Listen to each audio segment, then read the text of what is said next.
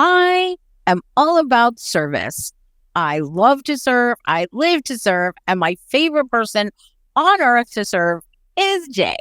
So today I want to ask some questions and talk about service and talk about how service can save lives. So, Jay, I had a weird definition of what service was for a long time. So let's get that out of the way, please. And can you explain what it is and what we mean when we talk about service? Yes, good question. What is service? Some people will think it's giving food at a restaurant, like wait staff.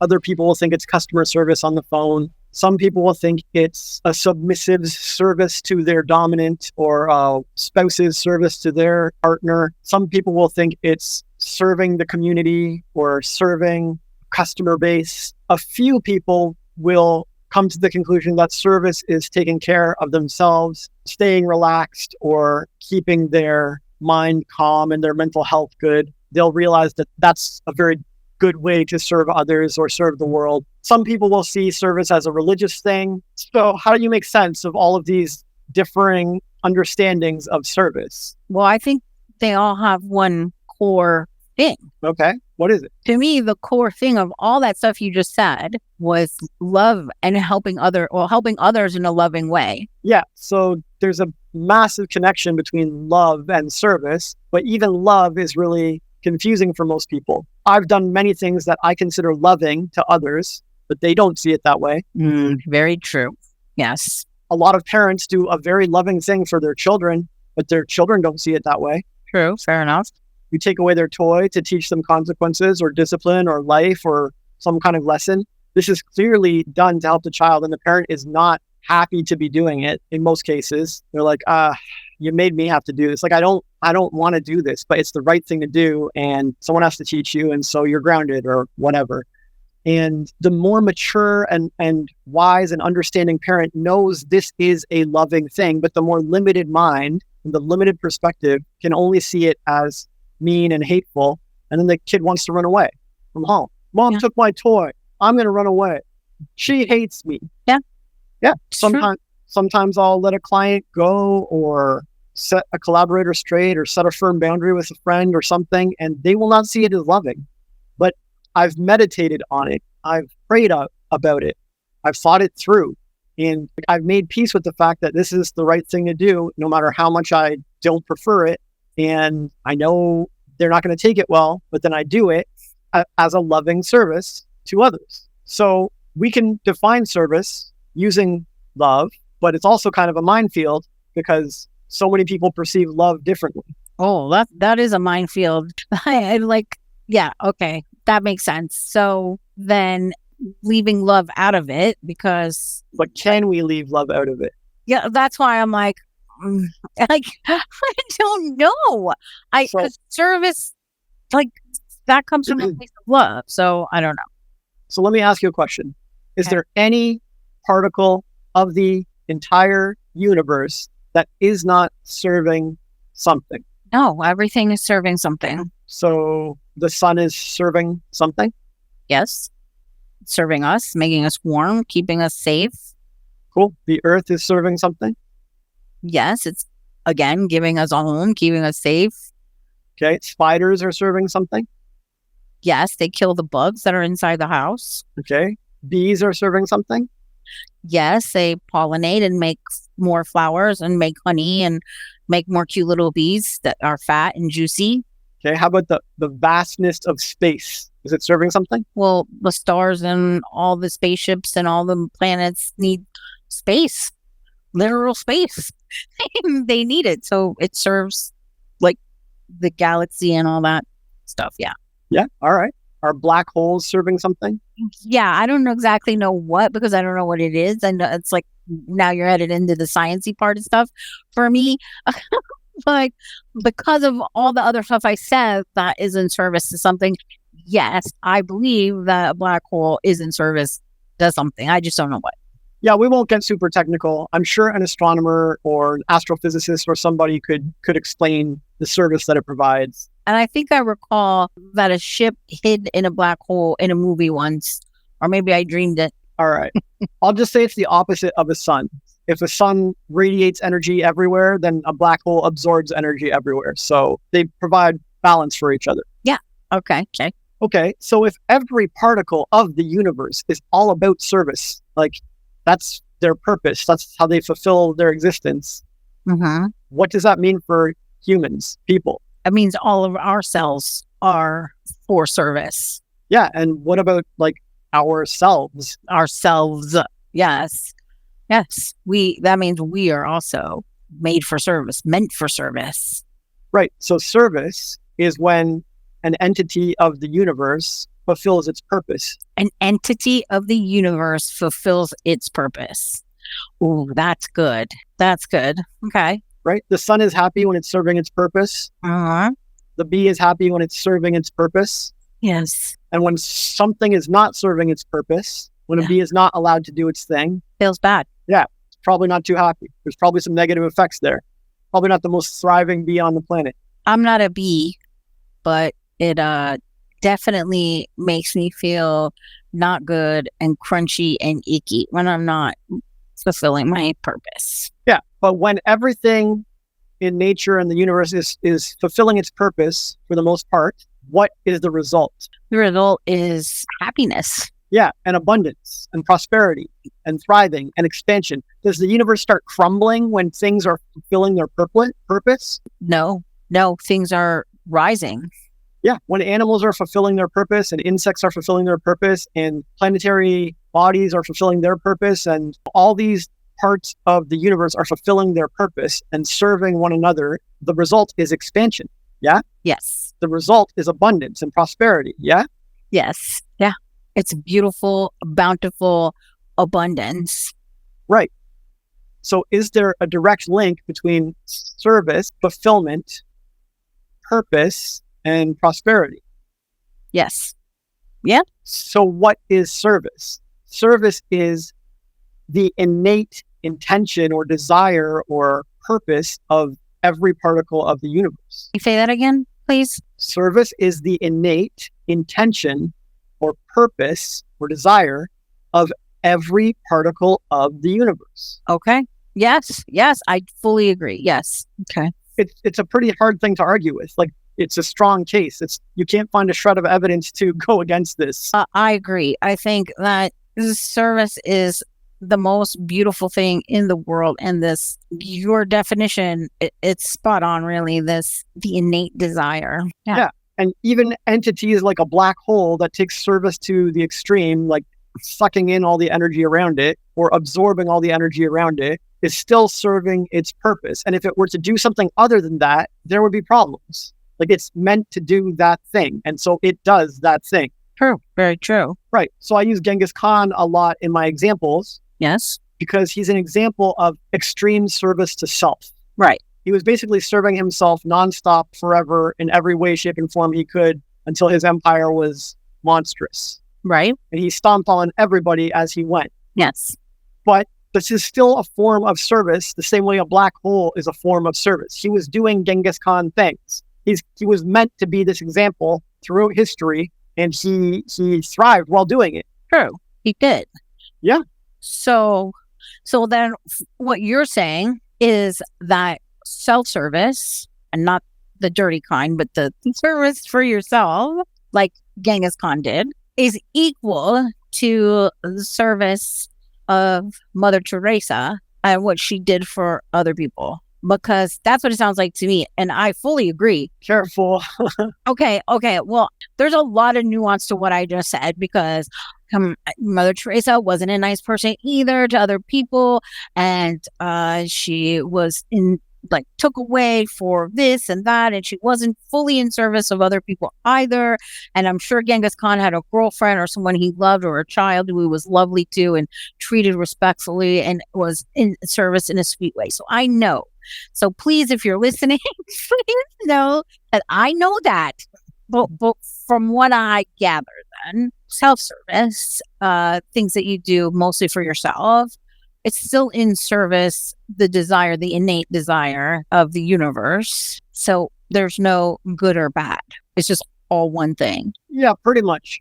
Okay. I'm just saying that the same way that we have suns in the universe that radiate tons of light and love, we have black holes in the universe which absorb all the light and love. So then you get your Jesuses on the planet who radiate lots of light and love, and you get your Genghis Khans who absorb lots of light and love and just gobble it up for themselves. Right. Okay. But just like the sun and the black hole, they are both forms of service. Right. How many times has someone used Hitler to make their point, or as an example, or to as a cautionary tale to keep us on track as a civilization? Like, he's gone and he left kind of a unpleasant, yucky legacy. True. But isn't it possible that he was serving his purpose and he did it fairly well? That a lot of people get angry at that statement, but I agree with you.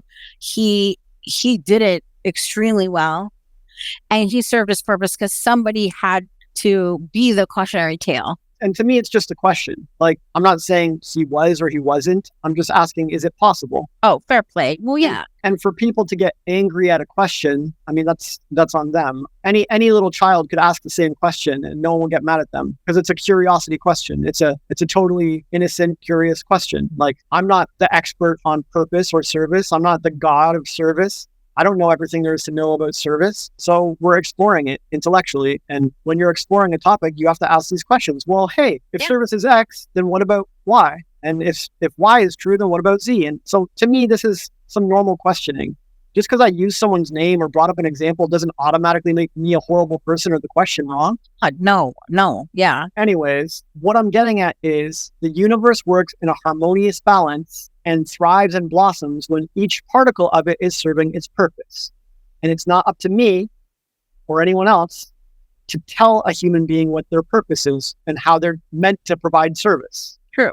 But I do know that when they do align with service, they will thrive because of it. And it has nothing to do with length of life, because tons of people thrive and then blink out of existence early. True. So service is hopefully defined well enough for you now. Yeah, I think you did a great job. And it's helped me understand more what it is and what it's not. So thank you. To me, I said in the intro, like, I live for service. This brings me tremendous joy, but it wasn't always like that. I spent a lot of time hating people and hating things and just being a mean, judgmental person. But did you thrive when you took that approach?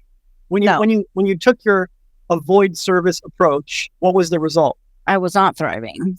I was miserable and unhappy and dying inside, right? And so the first time I got the idea of I could feel better if I did something was from you, right? We talked a lot about in the beginning being of value, and then I didn't really understand why would anyone get value from me, right? Like, I can't help people. How can I help anyone? And then I was started with like really little things, like being nice to people in public, being kind and smiling and giving someone a compliment, like being honest from my heart. And so at the time, I didn't realize that was being of service. And some people might say it's not, but when you're a hateful, mean person and you start changing that and you start being nice to people that you would normally criticize or not just ignore or whatever, it starts to feel really good.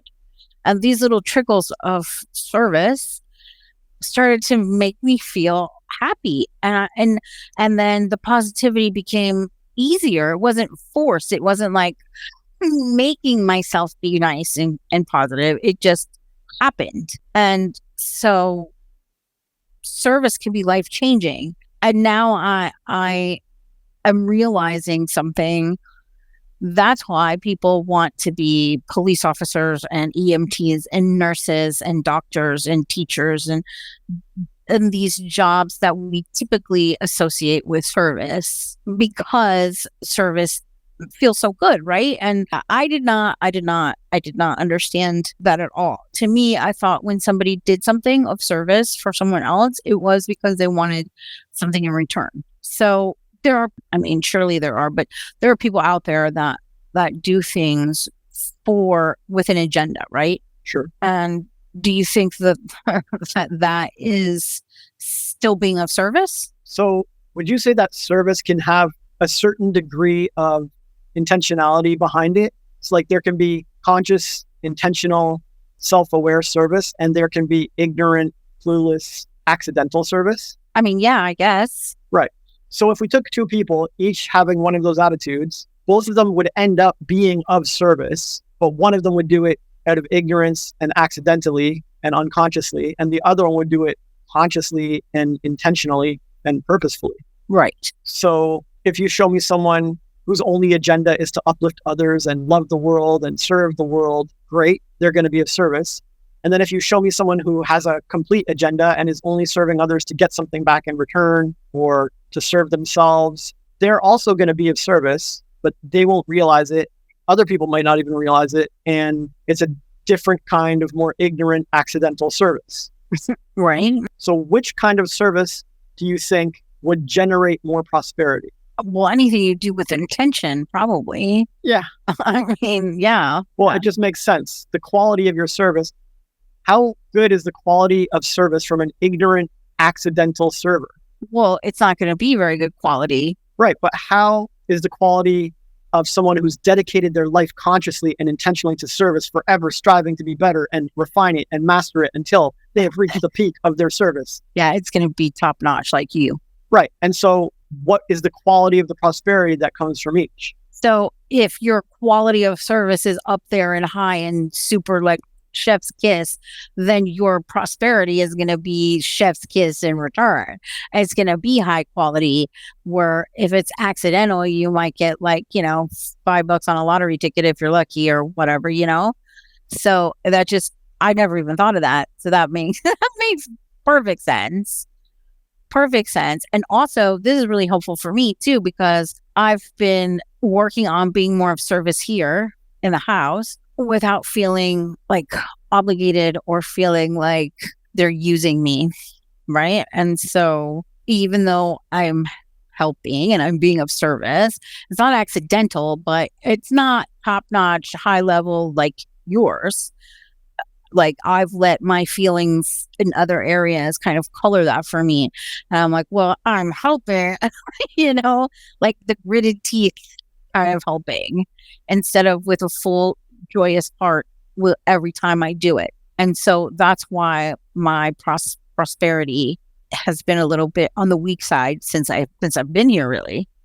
Yeah, that's a great awareness. And everyone goes through this and everyone has these options. All of us experiment with accidental service and semi-intentional service and resistant service and wholehearted service generally throughout our lifetime or lifetimes. And the people you look up to, your heroes, are usually those who have locked in on loving service and dedicated themselves to it and refined it until they've polished their service, into a masterful form, and then they attract prosperity to match. That's why you look up to them. Yeah, that makes sense, of course, because if your level of service is weak, how can you have a high level of prosperity? It's imbalance. It's not right. It's not the universe doesn't do that kind of imbalance. So it's not going to happen. And so that makes a ton of sense.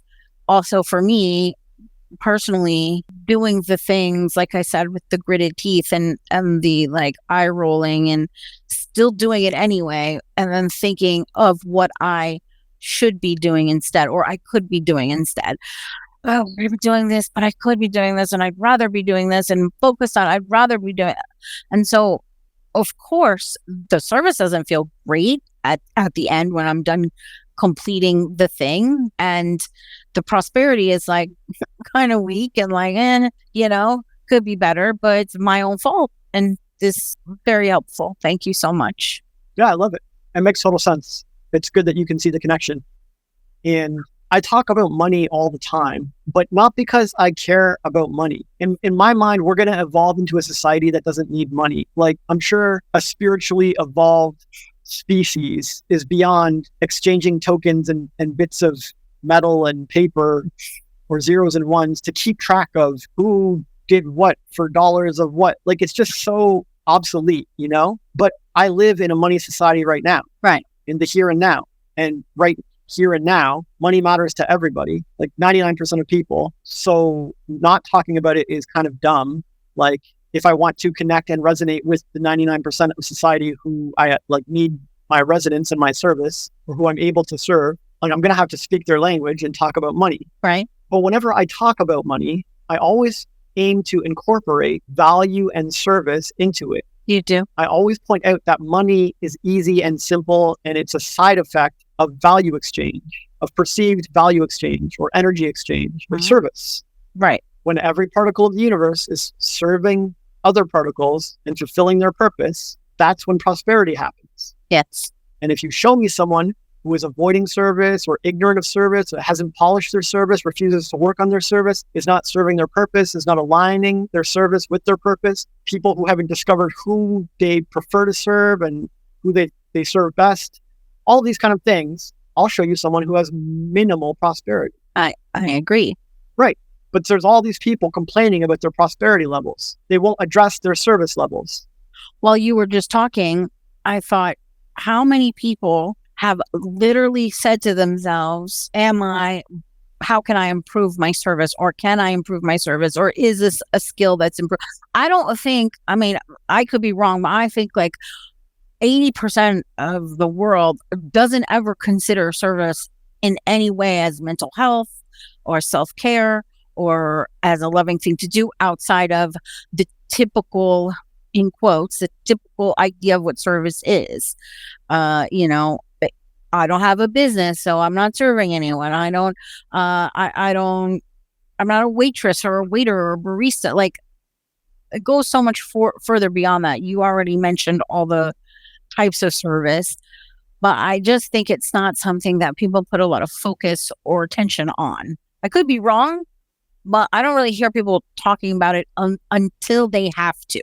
Like, I'm so depressed, my life is falling apart, what should I do? And someone says, do something for someone else, be of service. And then they start to pay attention to what it is, if they even do that. Yeah, you're probably right. But it might just be the crowd you hang around. People like Jeff Bezos and Larry Page, the head of Google, or Warren Buffett or Bill Gates talk about service all the time. Jeff Bezos, his understanding of service is like the sun. He wants Amazon to be like the sun. He says that true customer service is where your product or your offerings work so well that the customer literally never needs to interact with you. And you are just serving billions of people, whether they're good, whether they're evil, no matter what, with no judgment, effortlessly. And basically, you're like the sun, just shining light on everyone with no judgment, providing energy to everyone with no judgment. And he aims for Amazon to just provide products to everyone in an instant. And he's been continually making that better since the first day he founded it. And now they have drones shipping products to people on remote islands and stuff, just at the push of a button. It's like, what level of service has this man created? I mean, my business is okay. Yours is all right. My clients do okay, but none of them have sun level service. Like, this is why he's a multi-billionaire, bro. His prosperity matches his level of service. And you might not like him. You might think he's a mean person. You might think he's capitalistic or exploitative or whatever you call it, but he's providing more service than anyone else I can think of, pretty much. Yeah, it's true. And just like the sun might sometimes burn people or sunburn people, that doesn't make the sun bad or evil. It's just part of the existence of the sun. And so I don't judge Bezos as bad or evil. He has his own quirks and flaws, and I don't think he forces anyone to work for him. But even if he did, that's up for society to address, I guess. True. But regardless, his level of service is off the charts. I would love to serve people that well, ideally without any poor business practices. But regardless, it's a great goal to aim for. Agreed. And if I did serve people that well, what do you think would happen to my prosperity? Well, it would grow. It would be huge. Right. But have I been serving people that well? Has my work reached that many people? No. Do I make it easy for people to reach that, my work? Do I wake up every day and dedicate myself to increasing the level of service like Bezos does? Do I have his level of dedication, commitment, and discipline? And if I don't, then I don't deserve his level of prosperity. Why would I? Ooh, that is a very fair thing to say. And you're right, 100%. Okay. Well, a lot of people would argue that he's only in service of himself. But then it goes back to Ghengis Khan. Yeah. So that's a good example, like a modern example, because there's a lot of things that annoy me about him, right? But overall, I feel really good knowing that you need an adapter for your laptop when you go to Australia. Go ahead. I was going to say, and even though you're not a fan, his company will provide that to you. Yes. And not only will they provide it to us, but they'll get it to you in like a day or two, way faster than anyone else out there. And so, okay, I disagree with how he treated the whole Seattle homeless situation thing. However, I really appreciate that my husband is leaving in 2 weeks to go across the world, and I need him to still be able to run our business from over there. And Jeff Bezos is going to make sure that he has the little adapter thingy that you need to go there and do that. And so that's of service of me, of you, are you guys listening and watching? Because without that little thingy, we are not going to have any episodes for you. So this man is in huge service to us and you guys and people who need help. And so how can I not love that? And how can I not be grateful and appreciate that and say thank you, Mr. Bezos, for being of service to my business so I can help other people too and be of service. And so I feel so happy right now. I feel like I want to give him a hug because, okay, yeah, you handled that thing wrong. I've handled lots of things wrong. I can name 25 things right now off the top of my head that I handled wrong today. So, we all do. So I'm really glad that you used him as an example. One, I feel even better, and I'm not canceling my Prime this month.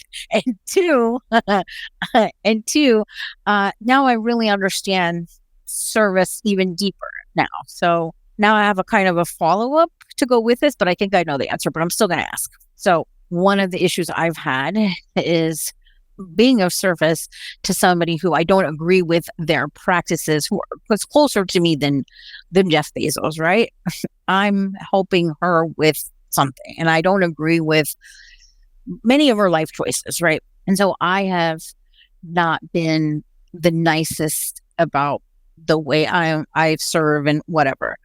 So if I improve my service to her, my prosperity increases. But is there a way that that you can help me so that I feel better about helping someone I don't agree with their ideas and beliefs? Yeah, it's a good question. So we agreed that every particle of the universe has service at its core. And when it is serving other particles, it will prosper. And it will prosper in proportion to the quality and quantity of its provided service. Right. But does that mean that a lion should be serving a spider?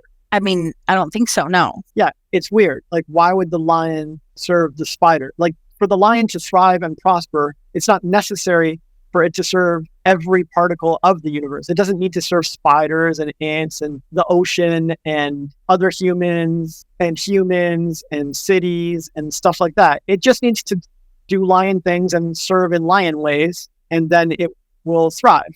And maybe you get the occasional lion who comes to a circus or a zoo and does serve humans. And so that particular lion is serving in slightly different ways, but it's only necessary for that particular lion to do that. If there's only 4 cages in the zoo or 4 spots in the circus, we don't need every single lion to serve that way. Right. So does it make sense that a big part of prospering well and serving well is zeroing in on who you're meant to serve? Can you say that again, please? So does it make sense that a big part of prospering well and serving well is zeroing in on who you're meant to serve? Well, yeah, and that's part of business too. If you don't know who you're serving, you can't serve them well. Well, business is service. Business is life anyway too. So, all right, fair enough. If I'm not targeting the people I'm supposed to serve, then yeah, this doesn't serve me. So my question is the solution always learn how to serve people you disagree with and don't like? Is the solution always to put all judgment aside and just serve everyone? Or is sometimes the solution to move away from certain people and focus on serving other people? Sometimes it's moving away from that person and serving other people. So how do you know which it is? Like, how do I know if I need to drop judgment, have a happier heart, and serve someone I've previously disagreed with versus move away from those people and find people I'm better to serve? Well, I mean, my gut feelings and my intuition, really, only I know the answer to that. Yeah, it's a good answer. I agree. Only you know if you're meant to serve somebody or to distance yourself from them and focus on serving others. Right. But I don't think anyone is meant to serve every single particle of the universe, just like the lion has limits. No, it makes really a lot of sense. Like you said, the lion doesn't serve the human, doesn't serve the spider, doesn't serve the ocean. It serves its lioness and its lion cubs and its lion ways. Yeah, and there's probably a galaxy or a dimension somewhere that the sun's energy doesn't reach. Yeah, right. And some other sun has to take care of that. Right. Right? Yeah, makes sense. Everything has their domain of service, and no one has infinite domain of service that serves everyone, because then we wouldn't need a variety of servers. Okay, so for me right now, I'm here and like I know that I'm meant to go and serve other people. I know that I'm not meant to serve the people just solely in this home, in this house, right?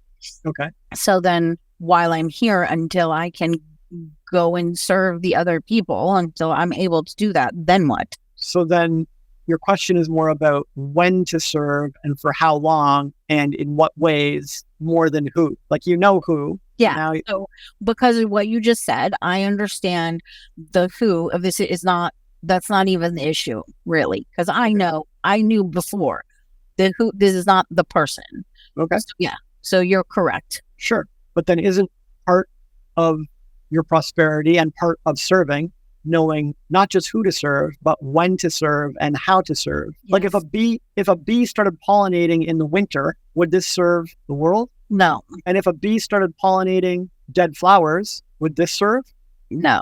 So the bee has to know who to serve the living flowers. And the bee has to know, serve it at a certain time of year. Right. And if the bee does that and is aware of that and aligns itself in service to that, well, then the bee will prosper, the hive will prosper, the honeycomb will prosper, the queen will prosper, all of this kind of thing. More prosper. Yes. Yes. More crops, more flowers, everything prospers Yes. when the bee does this. But if the bee goes against that or does something at the wrong timing or in the wrong way with the wrong method or the wrong approach, like something incorrect, then it's not even wrong. It's just not well aligned with its purpose. Then nothing prospers.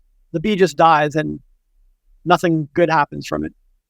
Right. Although maybe it serves accidentally by becoming a corpse that some other creature eats or something. And so it's like an accidental ignorant service, but it wasn't the conscious intentional service that the bee could have done.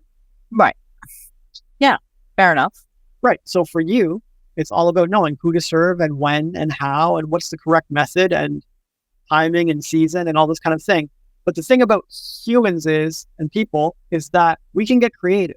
Is there ever really a time where we can't serve? Like, can't we find a way to serve who we're meant to serve when we're meant to serve them?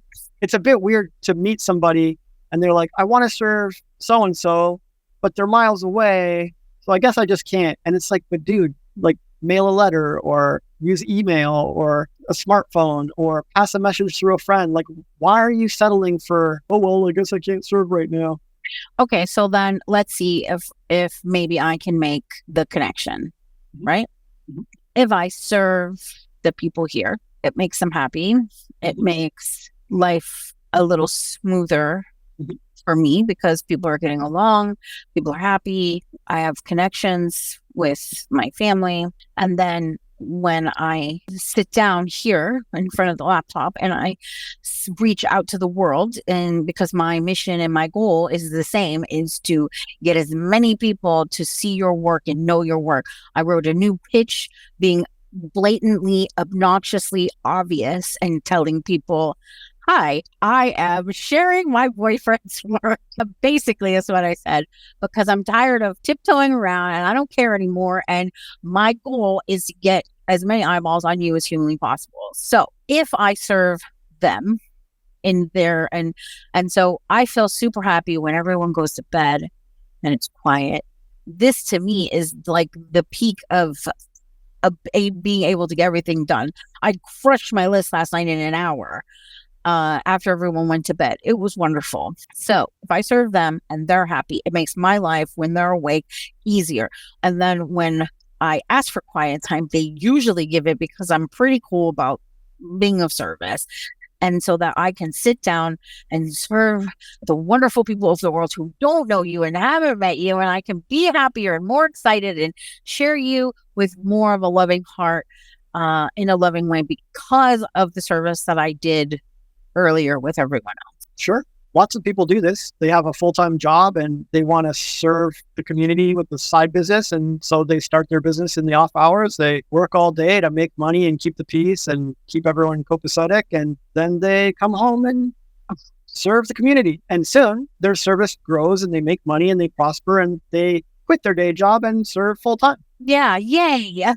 Okay. But how was my connection to it? Yeah, that's the exact same connection. You're just like keeping things cool with room and board as you serve your landlords or whatever, your family, whoever's providing the space to you. And that's basically a full-time job. So you commit to it and then you serve them from 9 to 5 or like 9 to 9 or whatever. And then you take your 2 hours in the off hours and build your business, like serve the community. I mean, I'm just saying it's the exact same path tons of people have taken. Okay. Yeah, it is. I know lots of people that have done that.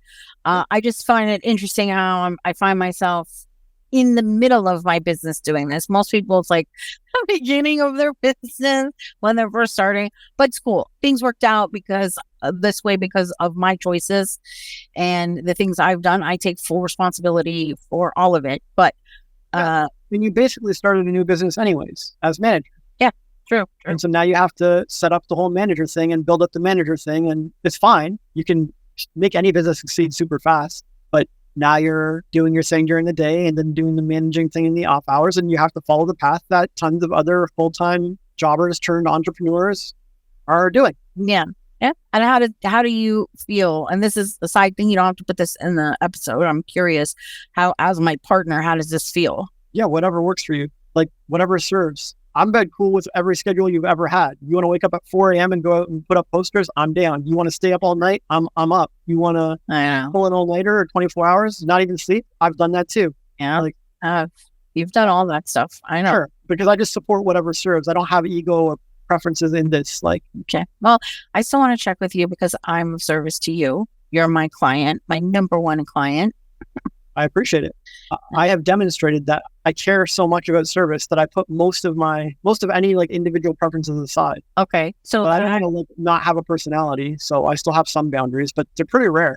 Like if you want me to go to a party, I go to a party. If you want me to talk to Nell, I talk to Nell. If you want me to help Roy, I help Roy. If you want me to wake up early, I like, where's the preferences, right? Where's the personality? Like this guy just does whatever people want. He's like a doormat. It's like, I just care a lot about service and service is my priority.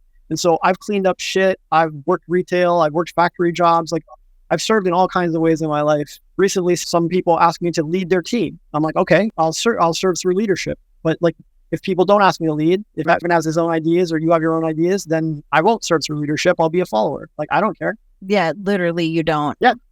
But this is interesting because all of that, what you just said, whether you're doing the sweeping or the leading, or the dishwashing or the video editing or whatever it is you're doing. You do it well, my service high. Well, you do it well, but that all falls under the umbrella of service, right? So you're in your heart, same as mine, the only thing I want to do is serve. And so you serve in all these different amazing ways. And like we said before, not everyone saw it as a loving thing, but it really, really is. It really is. And only when you're objective and kind of not so close to the problem or the situation can you see that it's a loving thing. When we broke up last year, I couldn't see the loving thing that it was when you were like, I'm not coming back, right? When you were like, no. And then it took me now, like a year later, 2 years later, I can look back and see that was really for the best because it made me do things. It made me say, okay, well, if I can't be with him, then I need to be of service to myself. I need to find a way to feel like I'm being of service. And that's what I did.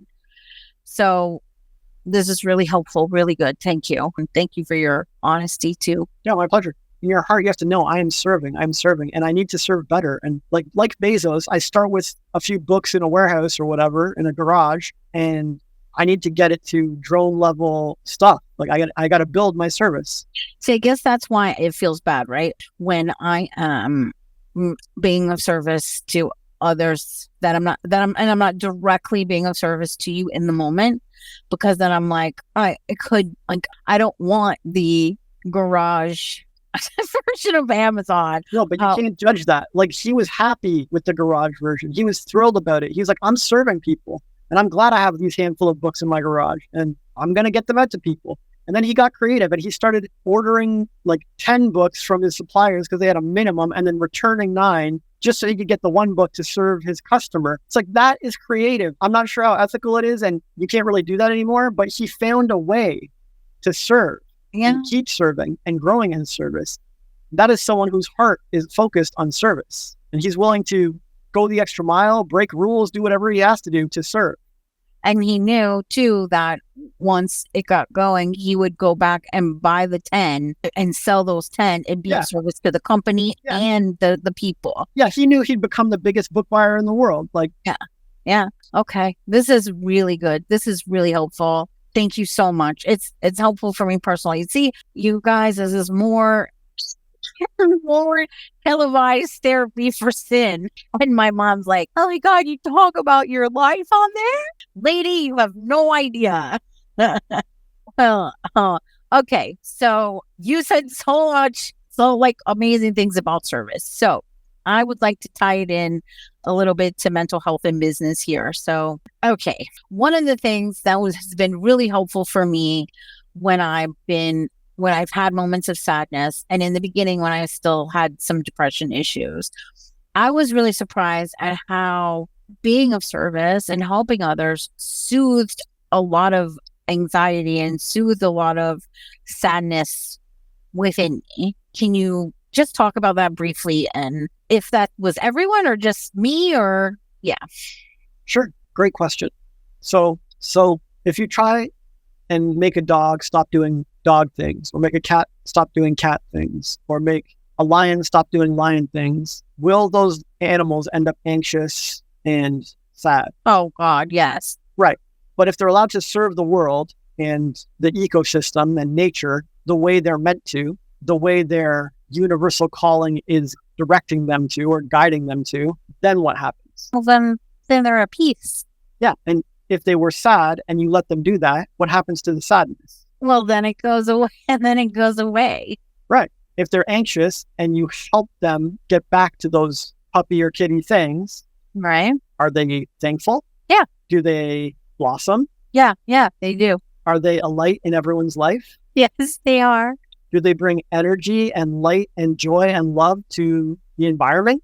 They do, indeed. Right. Do they take care of rats and keep the place clean and do the animal things they're meant to do? Yes, sir, they do. So what would the universe do to remind people to get back to service? It will make you feel. That is so, I need to take a moment before I answer you, because that's one of those moments for me. So the universe is making me feel sad, or people feel sad, to remind them, to urge them, to gently nudge them to service, because service is going to make it all feel better. Yeah, same for animals. Okay. Humans are special kind of animals, but the universe treats us pretty much like animals. Yeah, we're the same. We're just walk and talk. But yes. There's a lot of similarities. Yes, agreed. And one of those similarities is attitude. And our attitude and our mood is going to drop if you deviate too far from service. Fair play. Yeah. And it's a sign from the universe nudging you to get back to service. Right. And when you get back to service, is that sign still necessary? No. Right. And so the universe is like, okay, you're back to service. Yeah. You get to feel happy. Yeah. Okay.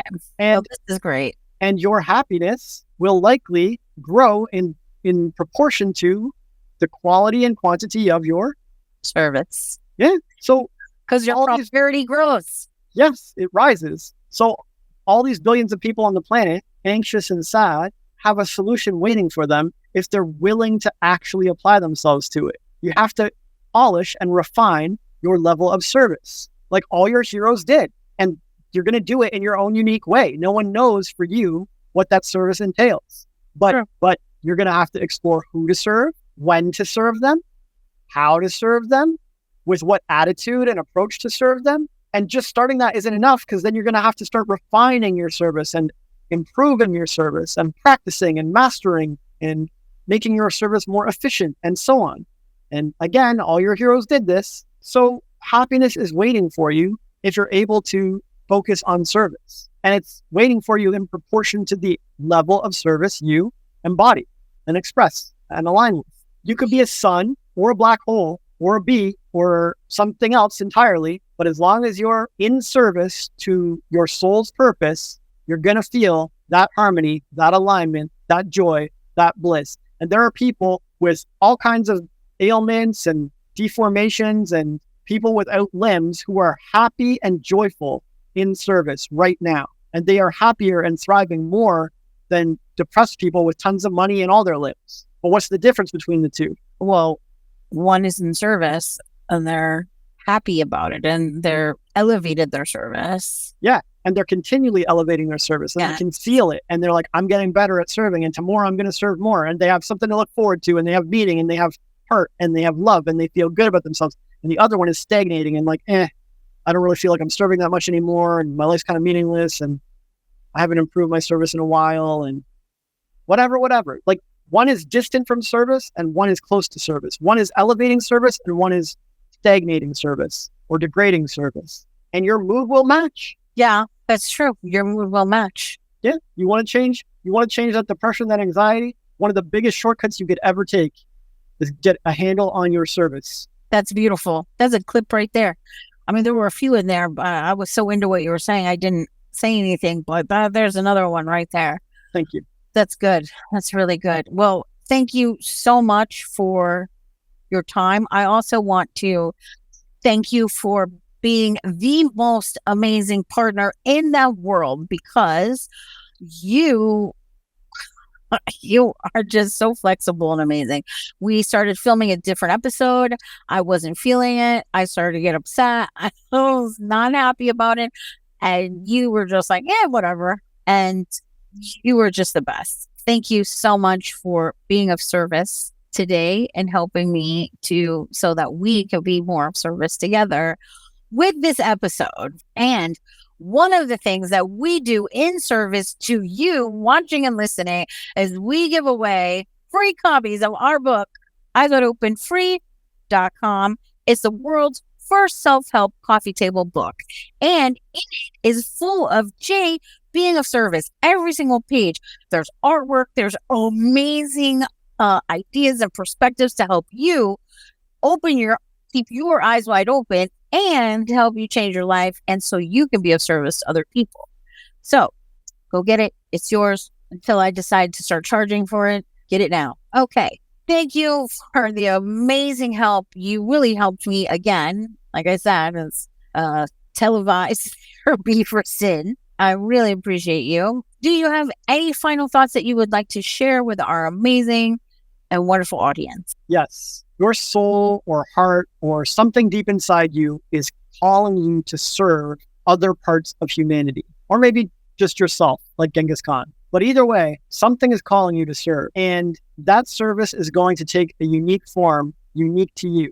Even if you're kind of like someone else, you play chess like other chess players, or you shoot hoops like other basketball players, or you do business like other business people, you're still going to have your own unique spin on it somehow. Or you're going to be a multi-passionate and you're going to combine many things into one, or I don't know, but you're going to have a unique form of service calling you and no one can find it but you. And it's something that's revealed layer by layer as you grow through life. And once you get even a hint of it, I encourage you to dig deeper and explore it and grow it and refine it and polish it, because as you're doing that, you are increasing your own level of thriving, prosperity, and happiness. So the magic of service is that it really does have love at its heart. Love of self, or love of others, or love of higher power, or love of the world, or love of all of the above. But when we serve others, we can't help but serve ourselves. When we serve others, our thriving and prosperity grows. it's win-win. It's always win-win, especially when it's done consciously and intentionally and refined as time goes on. And I want that for you. I want you to have thriving and joy and happiness. And I know it's available to you. And if you examine anyone, anywhere on the planet, you will see that service leads to this. And I know my words can't magically make you get this or apply this or experiment with this or embody this, but I believe that my heart and my energy is coming through and you can feel it. And you know somewhere deep down that what I'm saying is true and correct and worth practicing and exploring and experimenting with. It's worth changing your life for. It's worth getting out of comfort zones for. Service is worth everything because it's really, truly your happiness. So go out, serve others, serve well. I believe in you. Woo! Oh my gosh. That was really good. Thank you so much. And that is why our book and this podcast are called Eyes Wide Open. After today, you will know how to serve others, why it matters, and how you can feel really good about yourself when you need to.